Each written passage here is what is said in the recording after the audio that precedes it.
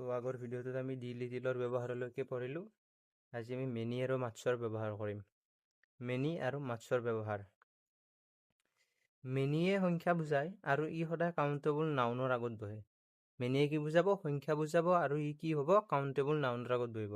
সাধাৰণতে মেনিৰ পিছত বহা নাউন পদটো সদায় প্লুৰেল নাম্বাৰ মানে হ'ল ছিংগুলাৰ নাম্বাৰ মানে বহুবচন আৰু প্লুৰেল নাম্বাৰ মানে হ'ল ছিংগুলাৰ নাম্বাৰ একবচন, প্লুৰেল নাম্বাৰ মানে হ'ল বহুবচন।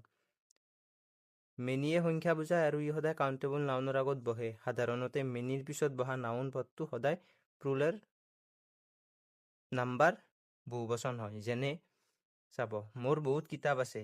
আই হেভ মেনি বুকছ। বুকছটো কি হয়? বহুবচন হয়।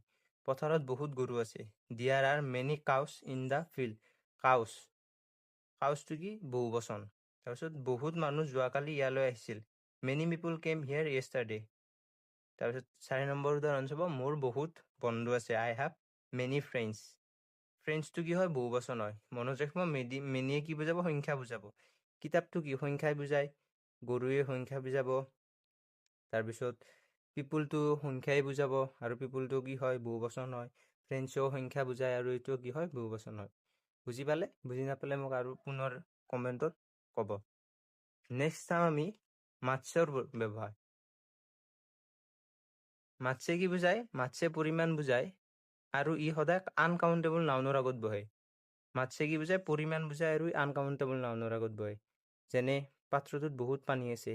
There is much water in the pot. ৱাটাৰটো কি? পানীয়ে কি বুজাব? পৰিমাণ বুজাব আৰু পানীটো কি? Uncountable noun. দ্বিতীয়টো, তাইৰ বহুত পইচা আছে। চি হেজ মাছ মানি। মানিটো কি হয়? আনকাউণ্টেবল নাউন হয় আৰু পইচাৰ পৰিমাণ বুজায়। সি এবাৰত বহুত গাখীৰ খাব পাৰে। He can drink much milk at a time. মিল্কটোও কি হয়? আনকাউণ্টেবল নাউন হয় আৰু মিল্কটো কি বুজায়? পৰিমাণ বুজায়। চ' ইয়াৰ আগত কি হয়? মাছ ব্যৱহাৰ হয়। এতিয়া আমি চাম আৰু এনিৰ ব্যৱহাৰ চাম। চাম আৰু এনি। অনিৰ্দিষ্ট সংখ্যা বা পৰিমাণ বুজাবলৈ কাউণ্টেবল আৰু আনকাউণ্টেবল দুয়োবিধ নাউনৰ আগত চাম আৰু এনি ব্যৱহাৰ কৰা হয়। আগতে পাইছিলোঁ কি আমি কাউণ্টেবল নাউনৰ আগত বেলেগ হয়, আনকাউণ্টেবল নাউনৰ আগত বেলেগ হয়। কিন্তু চাম আৰু এনি কাউণ্টেবল আৰু আনকাউণ্টেবল দুয়োবিধ নাউনৰ আগত ব্যৱহাৰ হয়। অনিৰ্দিষ্ট সংখ্যা বা পৰিমাণ বুজাবলৈ কাউণ্টেবল আৰু আনকাউণ্টেবল দুয়োবিধ নাউনৰ আগতে চাম আৰু এনি ব্যৱহাৰ কৰা হয়। ইয়াৰে আৰু এটা নিয়ম আছে চাব। সাধাৰণতে ইংৰাজী বাক্যত এফাৰ্মেটিভ চেণ্টেন্সত চাম আৰু নিগেটিভ আৰু ইণ্টাৰগেটিভ চেণ্টেন্সত ব্যৱহাৰ কৰা হয়। সাধাৰণতে এফাৰ্মেটিভ চেণ্টেন্সত চাম আৰু নিগেটিভ আৰু ইণ্টাৰগেটিভ চেণ্টেন্সত এনি ব্যৱহাৰ কৰা হয়। যেনে I have these books. I have some books. এইটো কি হয়? Affirmative sentence. আৰু he has not any book. Not থাকিলে মানে কি হয়? আমি জানো যে নট থাকিলে কি হয়? নিগেটিভ চেণ্টেন্সৰ বাক্য হয়। চ' ইয়াতে কি হ'ব? এনি হ'ব। নিগেটিভ আৰু ইণ্টাৰগেটিভ চেণ্টেন্সত কি হয়? এনি হয় আৰু এফাৰ্মেটিভ চেণ্টেন্সত কি হয়? চাম হয়। ইয়াৰ কিছুমান ব্যতিক্ৰমো আছে।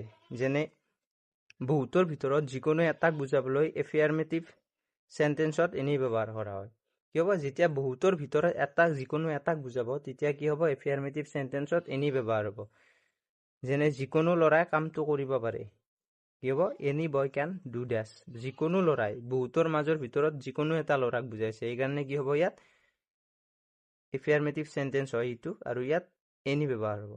2 নম্বৰ চাব, যিকোনো এটা কলম হ'লে হ'ব। যিকোনো এটা কলম, এনি পেন উইল ডু।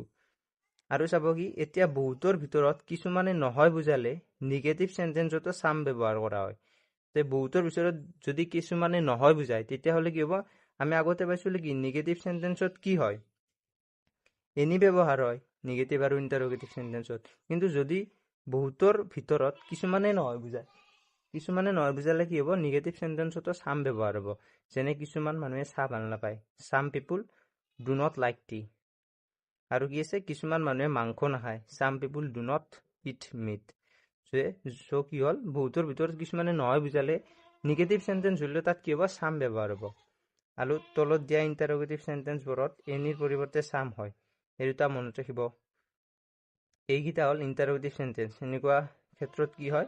এনিৰ পৰিৱৰ্তে চাম ব্যৱহাৰ হয়। যেনে will you lend me some money, can you lend me some money. এনেকুৱা ইণ্টাৰগেটিভ চেণ্টেন্সত কি হ'ব? ইণ্টাৰগেটিভ প্ৰশ্নবোধক বাক্যত কি হ'ব? এনিৰ পৰিৱৰ্তে সাম ব্যৱহাৰ হ'ব। আৰু নেক্সট চাব ইটছ আৰু এভৰিৰ ব্যৱহাৰ।